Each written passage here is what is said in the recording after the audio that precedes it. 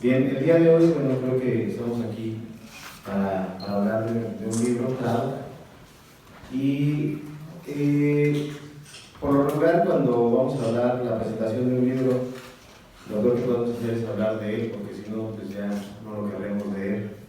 Entonces, yo creo que aquí lo importante del libro está primero en qué contexto se está desarrollando una lectura como esta.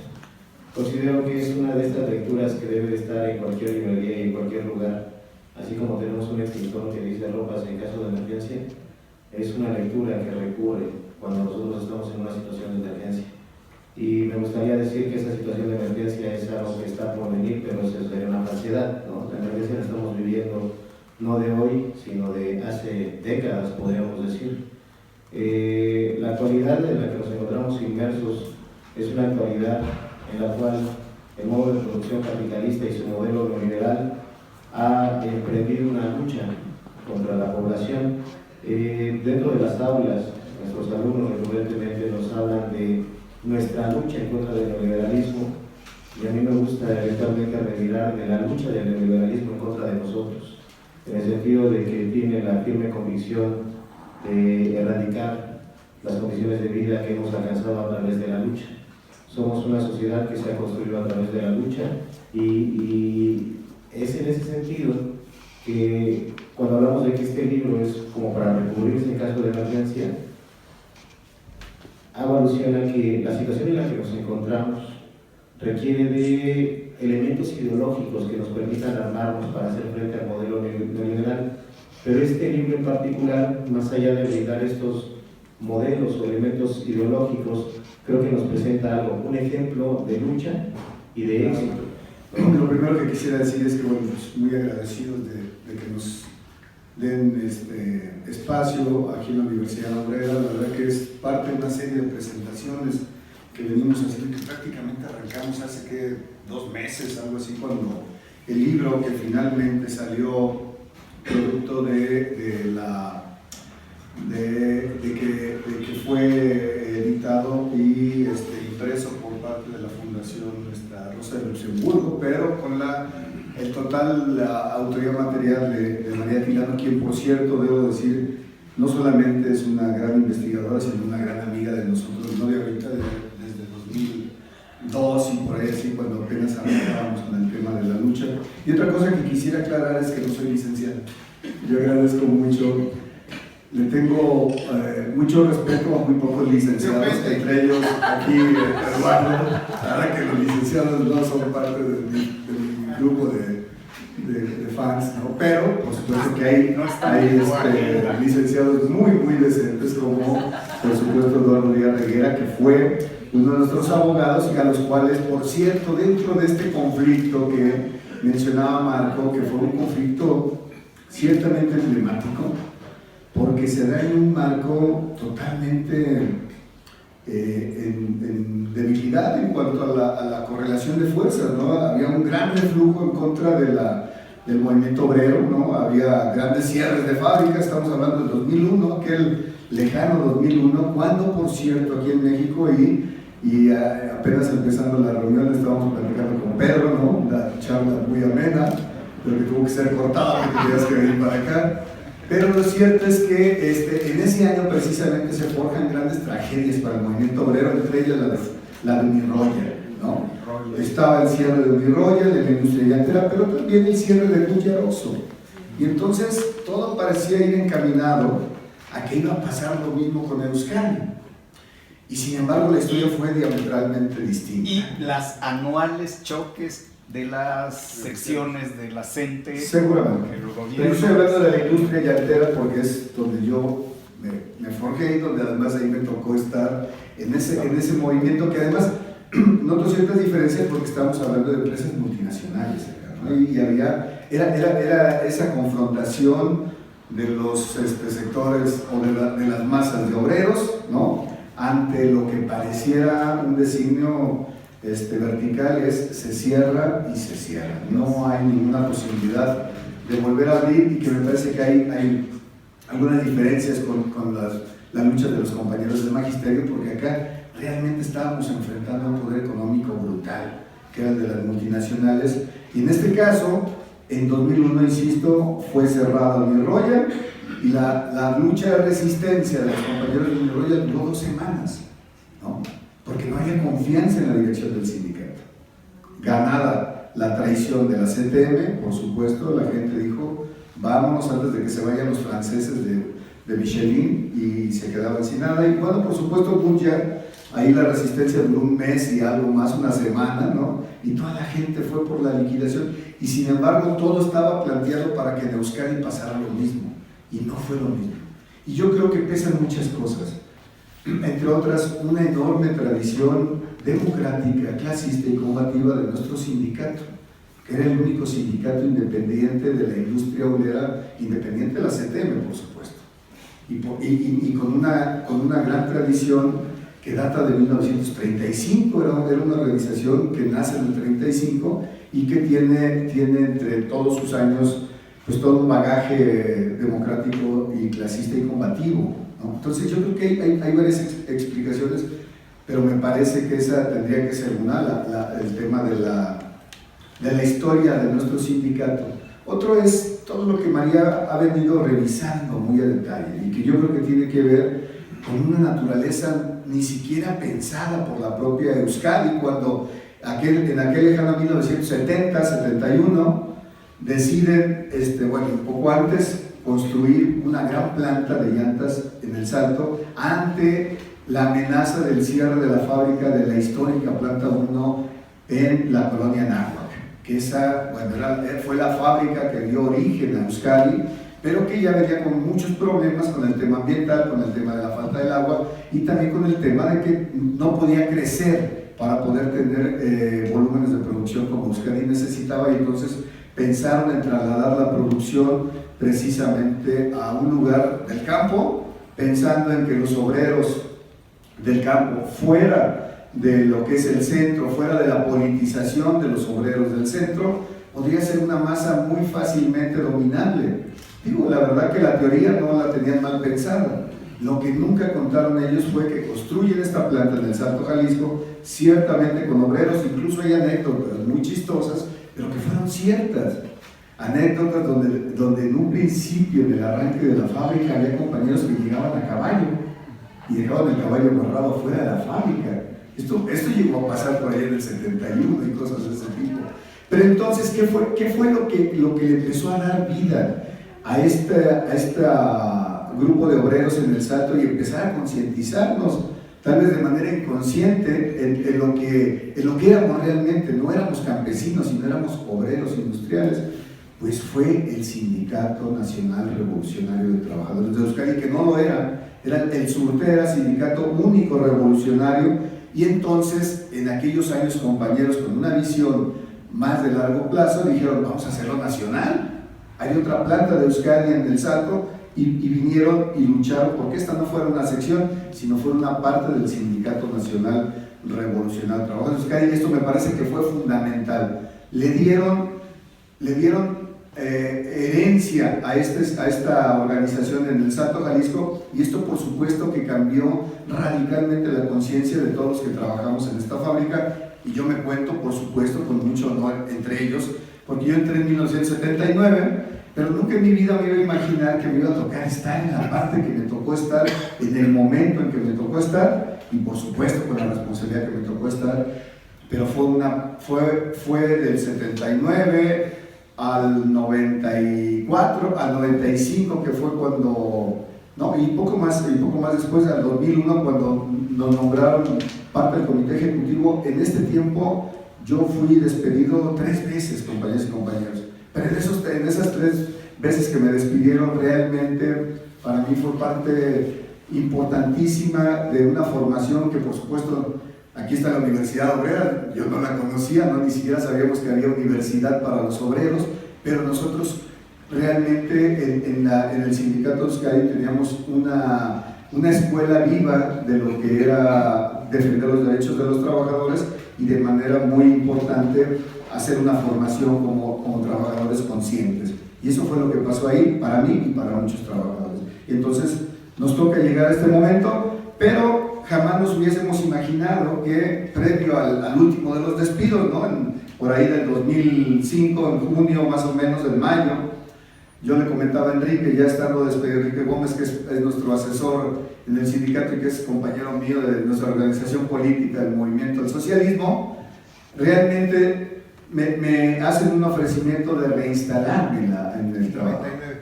Perdón, 99, pero sí, perdón, no estoy confundiendo las fechas, pero aquí está mi abogado que, pues espero que te hayamos pagado. Y bueno, Eduardo era nuestro abogado. En el 99 hacen el ofrecimiento de reinstalarme ante una cuestión pues, increíble, ¿no? Bueno, pues vamos a entrar a trabajar.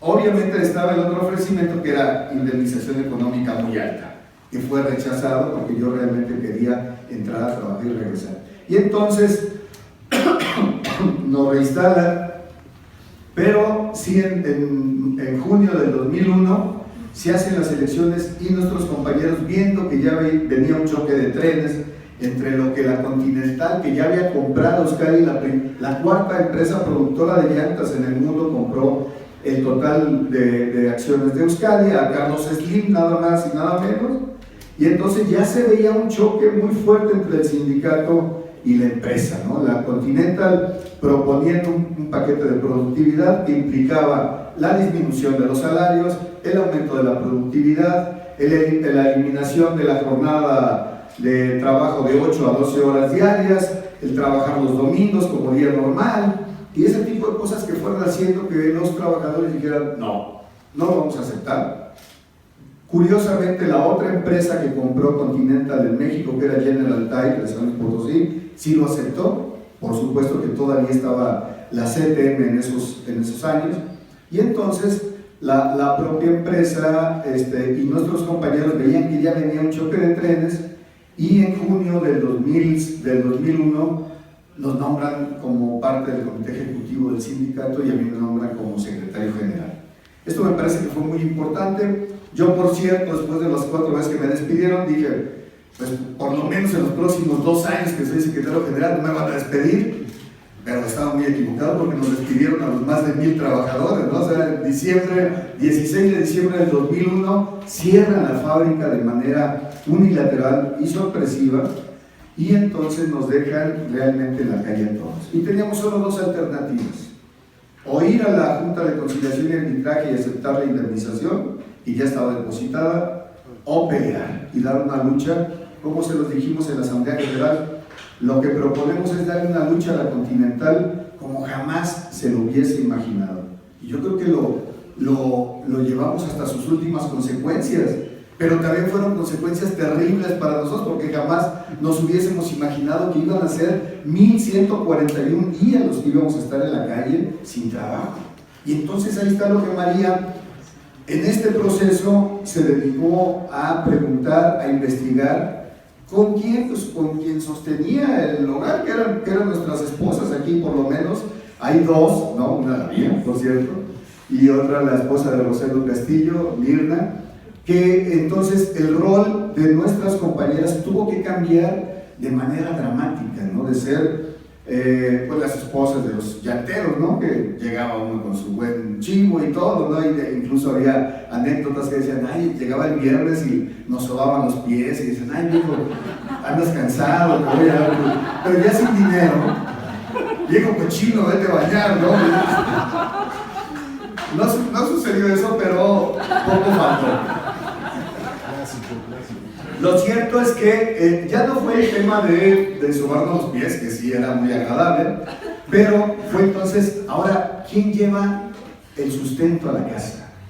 Y eso era una cosa muy dura para nosotros, ¿no? Y fue un choque, ciertamente, poder reconocernos como trabajadores. María dice machistas, no, yo digo trabajadores que toda la vida llevamos nuestro chivo, que hoy nuestras compañeras tuvieran que llevar el sustento, porque nuestra consigna en la lucha del sindicato era: vamos a resistir un día más que la Continental. Y no sabíamos cuánto iba a resistir la Continental, la verdad que hasta lo llegamos a pensar, decíamos, estos güeyes no tienen para cuándo, ¿no? Y además íbamos nosotros cada año a la Asamblea de Accionistas a Alemania, porque hicimos, esa es otra parte muy interesante, que tal vez María aborda en el libro, y no en este, sino también en el otro, de los viajes que tuvimos que hacer a Alemania para tratar de doblar una empresa como la Continental, porque había que ir a la sede de la empresa, que era en Hannover. Y entonces, en el segundo año que fuimos, y si te recuerdas, Enrique, el anuncio central fue: hemos amortizado a 0 euros la planta del Salto. Y esto era un golpe, según la Continental, para nosotros, porque decía: no me importa el tiempo que dure la planta cerrada. Ya para Continental la amortizamos a 0 euros, es decir, no nos importa esa fábrica. Y bueno, tal vez no dimensionemos, compañeras y compañeros, pero esta fábrica es una de las fábricas más grandes de todo el estado de Jalisco. El puro edificio de la planta, y varios compañeros de aquí lo conocen, trae Mati, que ha ido a la fábrica, mide más de 1 kilómetro de largo. Es una de las plantas, en aquellos años antes del cierre de la fábrica, con mucho orgullo decía Euskadi, es el kilómetro de tecnología y es la planta más moderna de América Latina. Bueno, ese tipo de caprichos se los puede dar el capitalismo, ¿no? Es decir, para doblar a un grupo de obreros rebeldes somos capaces de perder dinero, y mucho dinero. Y bueno, nosotros dijimos: bueno, ya la amortizaron a 0, vamos a luchar ahora por la fábrica, ¿no? Porque entonces ya vimos que no les interesaba el dinero, y entonces, bueno, seguimos la lucha. Me parece todavía un año más. Estábamos enfrentados incluso en condiciones totalmente adversas con el gobierno de Vicente Fox, que era el primer gobierno de los empresarios, por los empresarios y para los empresarios. Y lo cierto es que las condiciones no solamente estaban adversas a nivel federal, sino a nivel estatal, con un gorila que tuvimos de nombre Ramírez Acuña, que por cierto ustedes recordarán fue el que ordenó la golpiza aquella en mayo del 2004, cuando la cumbre de jefes de Estado, que costó el encarcelamiento de muchos compañeros y una brutal golpiza para muchos más. Y también tendríamos que irnos al gobierno municipal, que hay una entrevista totalmente chistosa, ¿no, Enrique? Si te acuerdas, hecha por Gil Olivo, Ramón Gil Olivo, que fue uno de los que hizo una de las primeras películas acerca de nosotros, y fue y entrevistó al presidente municipal en turno, que no me acuerdo cómo se llama, pero le dice: oiga, ¿qué opina de los obreros de Euskadi? Y entonces el tipo dice con el mayor cinismo: no, esos obreros están dirigidos por un loco que piensa que están en la época de Echeverría, que se quedan los obreros con las fábricas, ¿no? Entonces yo dije: bueno, cuando pasó eso, gracias, ¿no? Sí nos quedamos con la fábrica, pero después, cuando llegue el momento, realmente el momento crucial, fueron 1141 días después que se llega a un acuerdo con la Continental de quedarnos con la fábrica, con el 50% de los activos y las indemnizaciones para los compañeros. Pero ahora, ¿qué hacíamos con eso? Que uno de los dirigentes de la Continental, cuando fue a entregarnos a la fábrica, dijo: vengo a entregar el muerto. Entonces, la verdad que estábamos bien enojados, ¿no? Decimos: el muerto, este güey está loco, como el muerto. Pues sí, de aquí vivíamos un montón de familias, la vamos a levantar la fábrica. Pero cuando nos metimos y vimos la fábrica, y un poco lo comentabas cuando estábamos aquí charlando, veíamos que la fábrica estaba más que muerta, estaba putrefacta, ya no, de adentro de las máquinas salían animales, ¿no? Tejones, armadillos, lechuzas, ¿no? Todo esto, que como nuestra planta está en medio del campo, por supuesto que los animales reconocieron y regresaron a sus casas, ¿no?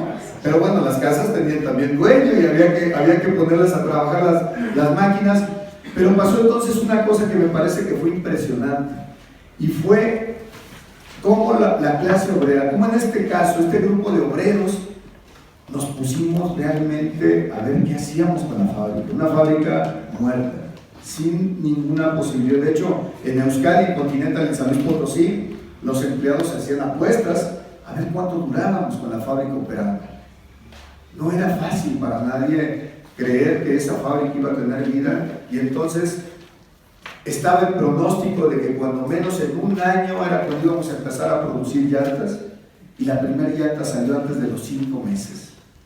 Es así que este grupo de obreros, 600 cuando mucho, empezamos a habilitar máquinas, empezamos a pintar la fábrica, empezamos a rehabilitar equipos, y mucho tiempo antes de lo presupuestado, empezamos a producir llantas. Bueno, desde aquel momento que hacíamos solamente algunas centenas de llantas por día, los 600 trabajadores, hoy en día esa fábrica ha producido algo más de 33 millones de llantas. Estamos haciendo un promedio de más de 20,000 llantas por día, y en este momento nuestra cooperativa, que mantiene sus principios, que son la democracia, la rendición de cuentas, el cambio de direcciones en la cooperativa, pero fundamentalmente que mantiene los principios de solidaridad de clase. Esa planta y esa cooperativa hoy en día tiene algo cercano a los 1,500 socios, y eso me parece que es muy importante. Pero es más importante lo que seguramente nos va a platicar María, qué es lo que ha visto en un cambio radical de la cooperativa, porque no solamente es producir llantas, lo cual las hacemos y las hacemos de la mejor calidad, porque nuestras llantas, por cierto, una gran parte de nuestras llantas va a Estados Unidos, que es el mercado más exigente del mundo por el tema de las demandas. Hoy en día también vendemos a Brasil, vendemos a Argentina, y una gran parte se queda en México, y entonces es una fábrica y una planta y una cooperativa que tiene viabilidad económica, pero que también tiene cambios muy importantes. Entre ellos el tema que ha estado a debate dentro de la industria de las llantas, y en el sindicato no había una sola mujer en las líneas de producción. Y esto me parece que yo nunca lo entendí, pero no había ninguna mujer. Cuando se cierra la fábrica, y a lo largo de muchos años de la historia, que no toda la historia, porque si tú recuerdas, Enrique, en los primeros años de Euskadi había mujeres y eran las más combativas, por cierto, eran compañeras muy combativas dentro del sindicato, pero de pronto en las líneas de producción ya no había más mujeres, y en toda la industria llantera no hay mujeres, y entonces nosotros le dimos un giro muy importante. Hoy en día hay algo como 150 compañeras en las líneas de producción, y va creciendo la tendencia. Entonces, creo que hay cambios muy importantes, hay cosas de las que nos sentimos plenamente orgullosos. No está resuelto todo el tema de la cooperativa. ¿Por qué? Porque viene uno de los problemas más importantes que tenemos, que es el tiempo nos alcanzó. Esta huelga, esta lucha se gana en el 2005, esto fue hace 12 años, y en este tiempo se han jubilado algo como 250 compañeros, de aquellos 587 que éramos. Entonces nos estamos quedando pocos de los socios fundadores, y esto es un problema porque nuestros hijos o la gente que llega de recambio a la cooperativa tienen que entender que esta fábrica tiene otro objetivo, que no solamente es el de generar dinero y ganancias y utilidad. Esta fábrica tiene que ser ejemplo pues para tantas generaciones. Ya un poco lo mencionabas, ¿no? Lo peor que podrías desear a un enemigo es quédate sin empleo, y la verdad que nosotros nos quedamos sin empleo durante más de 3 años, y de verdad podemos decir que fue lo peor que nos pasó durante todo ese tiempo. Pero hoy la historia es diferente, y yo creo que nuestra empresa, nuestra cooperativa, lo primero que tiene que ser es generadora de un aspecto que nos falta hoy en día, que es la esperanza, ¿no? De que hay cambios, de que puede haber cambios, y solamente tener confianza en algo que es muy importante, que es nosotros confiamos en nuestra clase. Por supuesto en algunos abogados, que no en todos, pero en nuestra clase. Yo creo que tiene que ver mucho el saber que la fuerza de nosotros depende de nosotros mismos. Y un caso muy importante, y con esto terminaría, es lo que pasó en Santac. Santac fue un ejemplo muy importante, porque lo apoyamos, pero no solamente fue un tema de apoyo, sino fue un tema de que hicimos clic en un asunto que parecía similar, y era un grupo de compañeros que la empresa con sede en Suiza dice no más en Calpulalpan, en Tlaxcala, despide a todos los trabajadores y empieza a tratar de sacar las máquinas.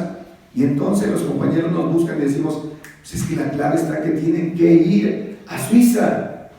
Y eso fue fundamental, compañeros, aún en contra de la decisión de las grandes centrales obreras, que es Industrial y todo este tipo de aparatos burocráticos, que me parece que tienen muchas cosas positivas, pero tienen cuestiones negativas, entre otras, que quieren apretar a cuestiones que no tienen nada que ver con la particularidad del conflicto. Entonces yo creo que aquí quedó muy claro que este ejemplo ya funcionó en Santac y puede funcionar en otras empresas. Lastimosamente no sabemos hasta dónde nuestro ejemplo pueda cundir para generaciones futuras, pero por eso estamos aquí. Nosotros creemos, y por eso podemos ir a plantear otras cooperativas, en el caso de nosotros, porque creemos que hay viabilidad de un modelo que ciertamente es una empresa en medio de un mundo capitalista, pero es una empresa con diferentes características y con diferentes condiciones y con diferentes objetivos, que no solamente es buscar la ganancia por la ganancia mínima, pero nosotros nos movemos en medio de un mundo que está dominado por todas las multinacionales, compañeros y compañeras.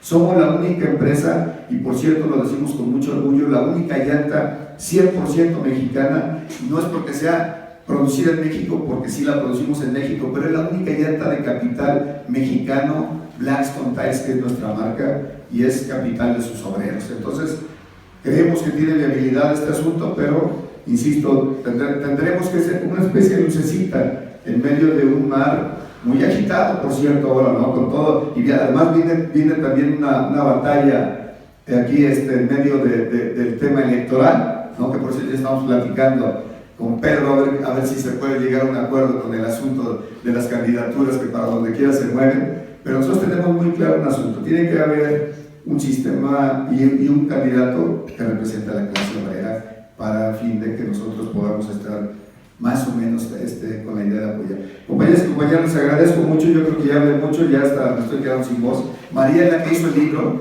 y es a la que hay que darle el aplauso. Muchas gracias. Todo esto es que es una posibilidad y demostrar que si se mantiene una lucha, los trabajadores unidos se puede ganar. Y además se genera esperanza. Cuando los compañeros estaban en huelga,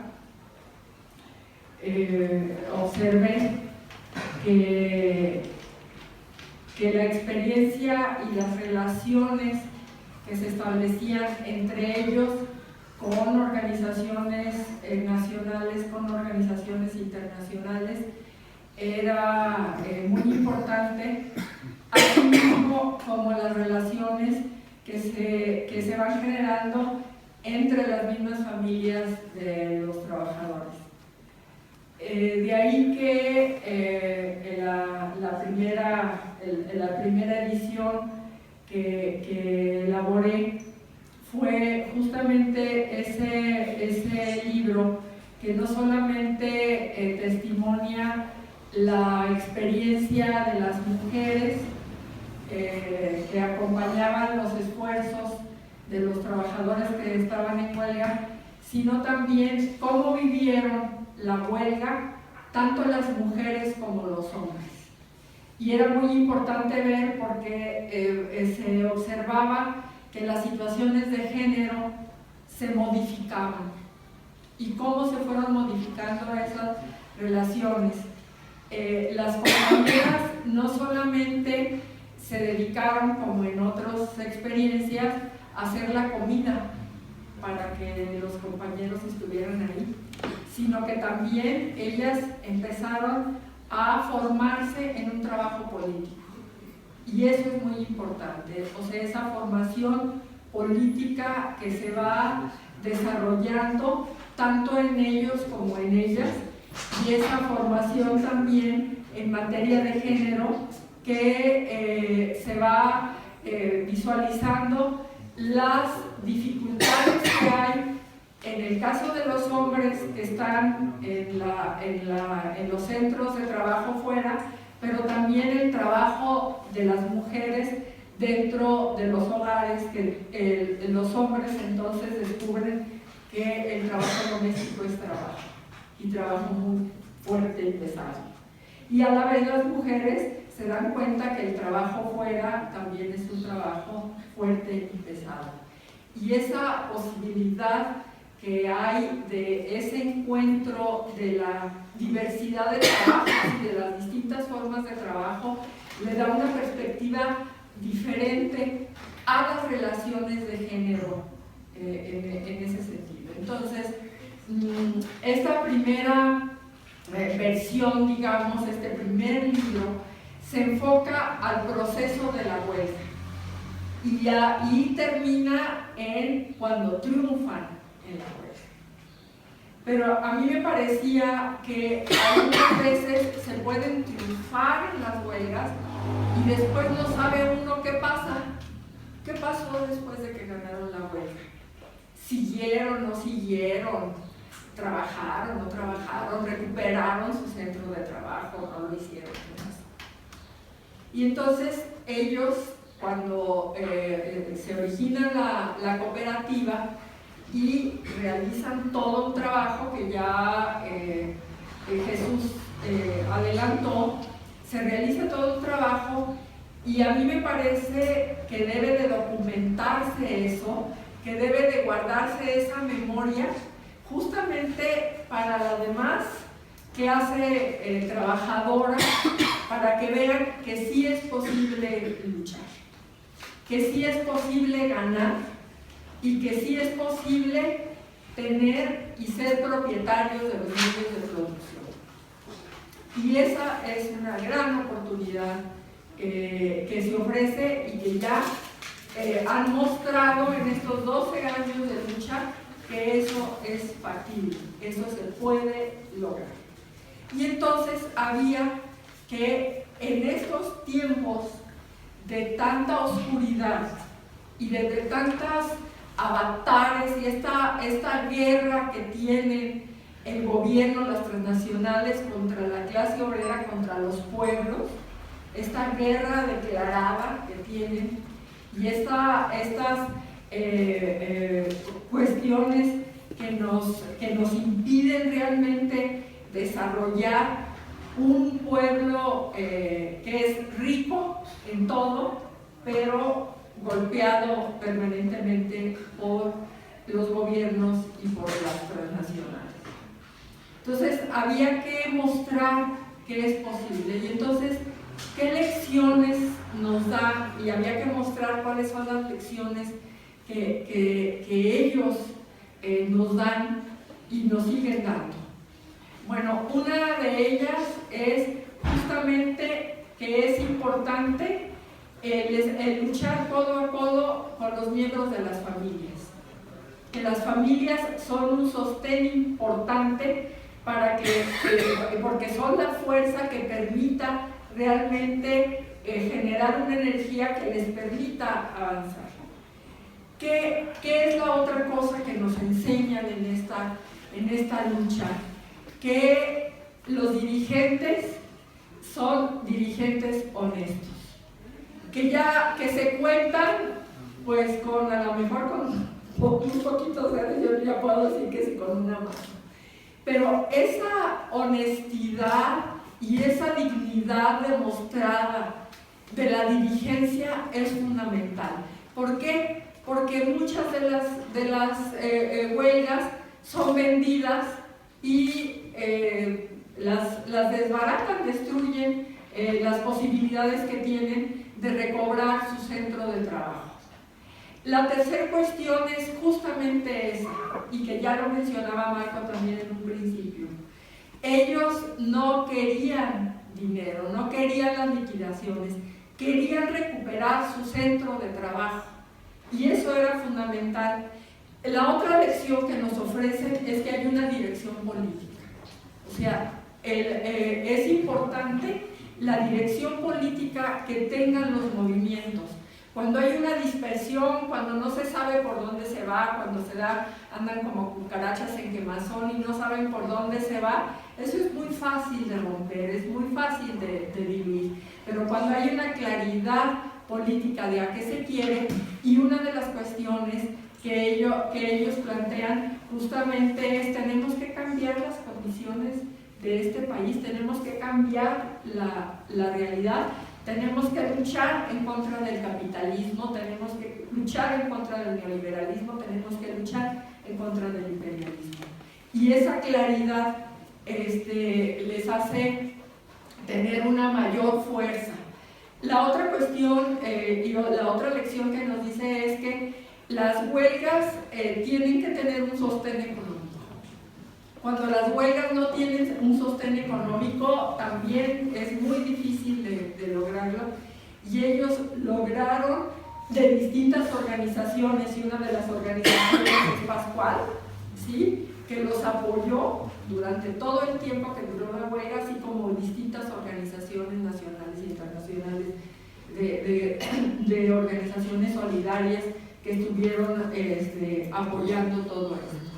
Y entonces esa posibilidad y esas alianzas, esos vínculos que incluso persisten hasta ahora, y no solamente eso, sino que además el otro factor que tiene la cooperativa es que, bueno, ya tenemos nuestro centro de trabajo, estamos logrando construir llantas, estamos siendo exitosos, las vendemos, tenemos nuestros puntos de ventas, que les recomiendo, yo siempre hago el comercial, aquí en México, en Manuel Otón y Isabela Católica, ahí pueden ustedes conseguir Blackstone, que son llantas de calidad de los compañeros, y entonces esa posibilidad que tienen del apoyo económico, eso lo están haciendo también ahora los compañeros. O sea, ellos dicen, nuestro origen somos obreros, y nosotros tenemos que seguir apoyando a los movimientos y las luchas obreras, como lo hacen con distintos movimientos, como lo han hecho con el SME, como lo han hecho con los textileros en Jalisco, en Ocotlán, como lo hicieron con Santa, que además se nota que es factible seguir ese modelo que llega a establecer los vínculos nacionales e internacionales y a ir a la boca del lobo en el origen de la planta, como en este caso Bata, esa empresa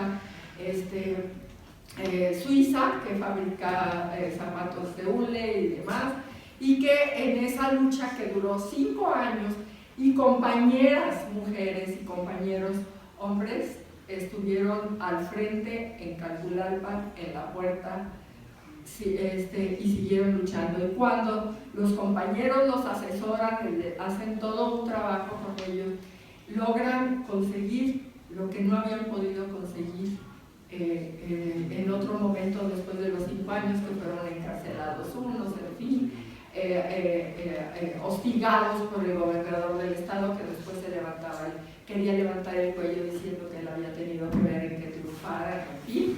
Y compañeros solidarios, aquí está uno de ellos, Eduardo, que también hicieron un gran apoyo a este movimiento, y ganaron los compañeros y compañeras que se habían sostenido.